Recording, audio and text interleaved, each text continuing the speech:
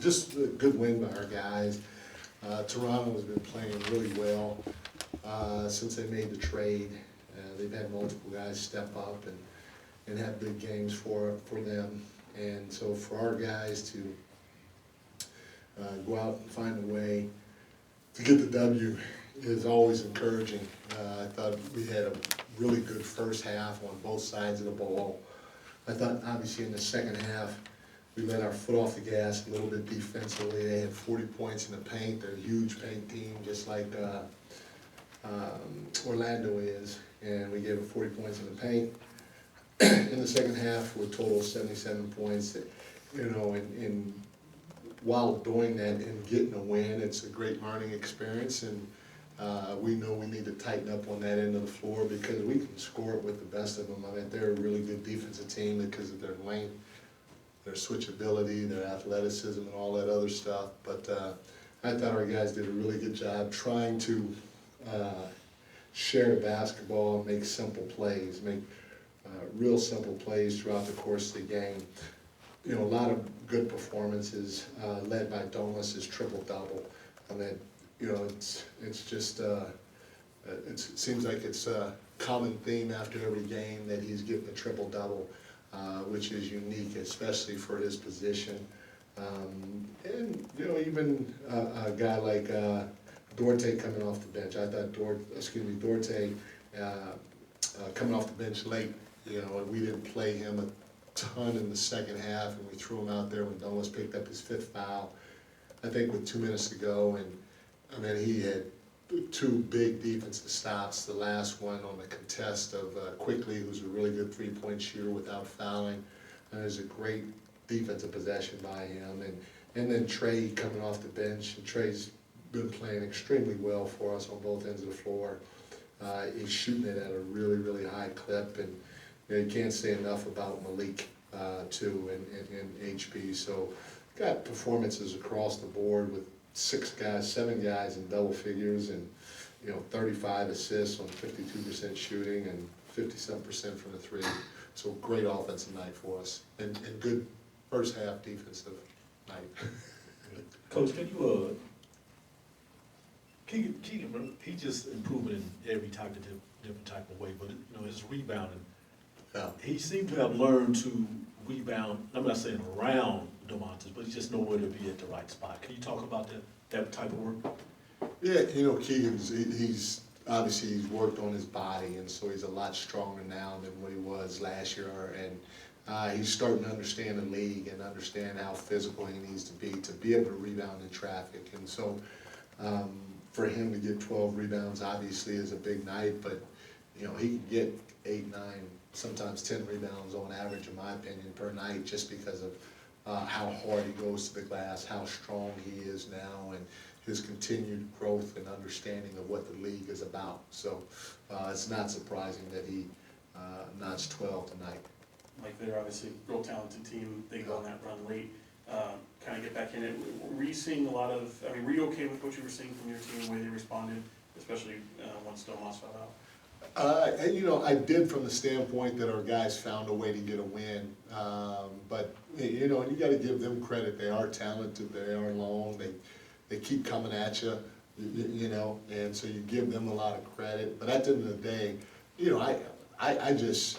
I think so highly of our guys in their feel, their intelligence, and their ability to defend. And so it's as a coach, when you give up 77 points in the second half, when you give up 40 points in the paint in the second half, it's tough because we can play better, and you want your guys to play better. And it's my job to keep pushing them. At the end of the day, you take a win, especially at this point in the year. A win is a win is a win, and you learn from the win. But while you're winning, you hope that you can continue to try to improve and appreciate and embrace the little things that will help you get stops. Because at the end of the day, like I said, we can score. We've shown we can score, and there's going to be times when the ball's not going in the hole, and that's when your defense really has to step up. And if you can rely on that to a certain degree, man, the sky's the limit. Mike, in addition to this time of the year being kind of labeled as trade season, this is also kind of like that dog days of the season type year where everything's settled in and you're kind of in the trenches a little bit. Yeah. In your assessment, just with the teams that you've worked with, like how do the best teams handle this stretch of the season when it gets to that grind? That's a great question.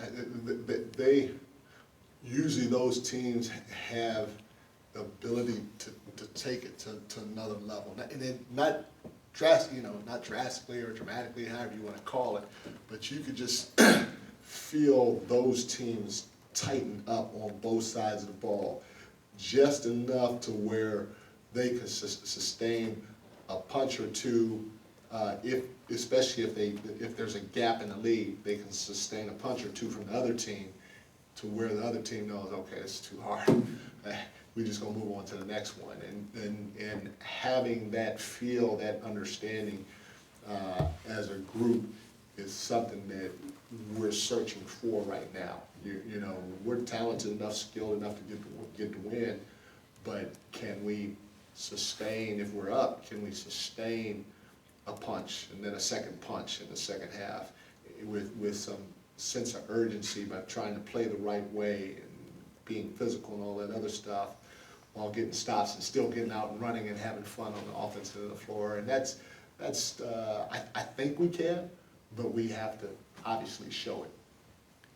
Mike, first up, number one, do you have any update on Trey? I don't. Yeah, I don't. Okay. Secondly, we're seeing De'Aaron, walking up those stairs look a little tough on him. I mean, he looks beat up a little bit, 30 points a game for most of the season. How do you maintain that? How do you try to pull back a little bit or push through when these situations happen where he starts to get a little banged up?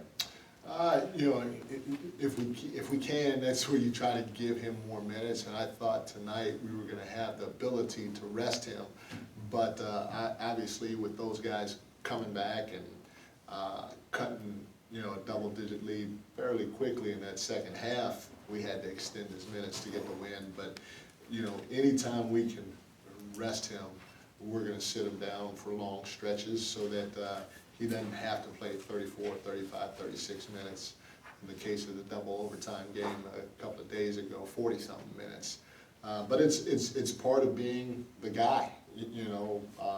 Everybody that I coached that was that caliber, have to go through that. They have to be able to, and obviously if and when you get a certain age, it gets scaled back. But they have to be able to step up and perform when their body is banged up, and that's what he did tonight. That's wonderful. Coach, another solid night of denying second chance points from a team. How do you feel like you guys have managed to get those periods on possessions and close them out and still maintain your pace? We've done a decent job of trying to put bodies on bodies. There's still at times, if a team takes a long shot, sometimes we're aggressive going to rebound. We might take too many steps in and may bounce over our head. But other than that, I got to give our guys credit. They're fighting their tails off on the glass, trying to put bodies on bodies, making it a physical game to limit whoever we're playing's ability to convert missed shots into second points. Thanks, everyone. Thank you, guys.